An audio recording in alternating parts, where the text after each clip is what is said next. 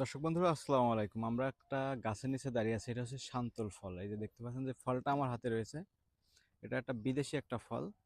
তা এর আগে কিন্তু এই ফলটা আমার কখনোই খাওয়া হয়নি, বা এটা কেমন স্বাদ সেটাও আমি জানি না। তো এই যে গাছে দেখতে পাচ্ছেন ধরে আছে, খুব সুন্দর। এই যে ফলগুলা দেখেন, যেগুলো সব পেকে গেছে, ঠিক আছে, হলুদ কালার চলে আসছে। এদিকে যদি দেখাই, এদিকে একটা কাঁচা ফল আছে। কাঁচা ফলের কালারটা দেখেন, এই যে কাঁচাটা কিন্তু আহ, সবুজ কালারেরই আছে এখনো। আর এই যে নিচে আরেকটা ফল আছে, এটাও কিন্তু পেকে গেছে। এখন এই ফল হচ্ছে আমরা কাটবো এবং এটার ভেতরে কেমন হয় সেটা আপনাদেরকে দেখাবো। আর যেহেতু এটা আমি এর আগে কখনো খাইনি, তো এটার স্বাদ সম্পর্কে আমার কোনো ধারণাও নাই। এবং যারা খেয়েছেন তারা কমেন্টে জানাবেন আমাদের ভিডিও আসলে কেমন স্বাদ, আর আমরা নিজেরাই এখন খেয়ে দেখাবো যে ফলটা কেমন স্বাদ হয়। দর্শক বন্ধুরা, আমরা গাছ থেকে একটা ফল হারভেস্ট করব এবং আপনাদেরকে দেখাবো এটার ভেতরে কেমন, ফলটা কেমন এবং খেতে কেমন হয়। তো আমরা একটা ফল এখান থেকে হারভেস্ট করে নিচ্ছি। বিসমিল্লাহির রহমানির রহিম। এই যে একটা ফল হারভেস্ট করে নিলাম, এই যে সুন্দর ফলটা। আমরা এখন এটা কেটে দেখবো এটার ভেতরে আসলে কেমন।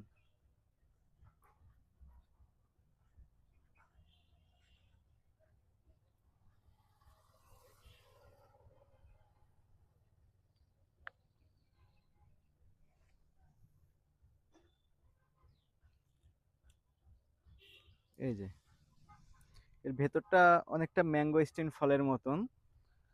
ভেতরের যে আবরণটা দেখতে পাচ্ছি এটা সাদা টাইপের। এখন এটা খেতে কেমন সেটা দেখতে হবে, যেহেতু আমি এটা কখনো খাইনি। খেলে বুঝতে পারবো আসলে কেমন, মিষ্টি নাকি টক। বিসমিল্লাহ।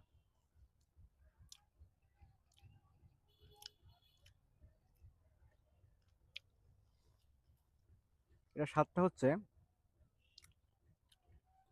হালকা টক মিষ্টি স্বাদের, তবে আমরা বাজার থেকে যে লটকন খাই, লটকনের ভেতরে যে স্বাদটা পাই, সেই সেম স্বাদটা এটার ভেতরে আছে। কিন্তু এটা লটকনের চাইতেও কিন্তু আমার কাছে মনে হচ্ছে যে বেশি টেস্টি, অনেক সুন্দর এটা।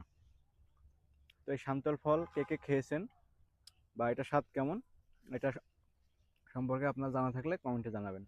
আমার কাছে ফলটা খেয়ে অনেক ভালো লেগেছে। তো সবাই ভালো থাকবেন, সুস্থ থাকবেন, আল্লাহ হাফেজ।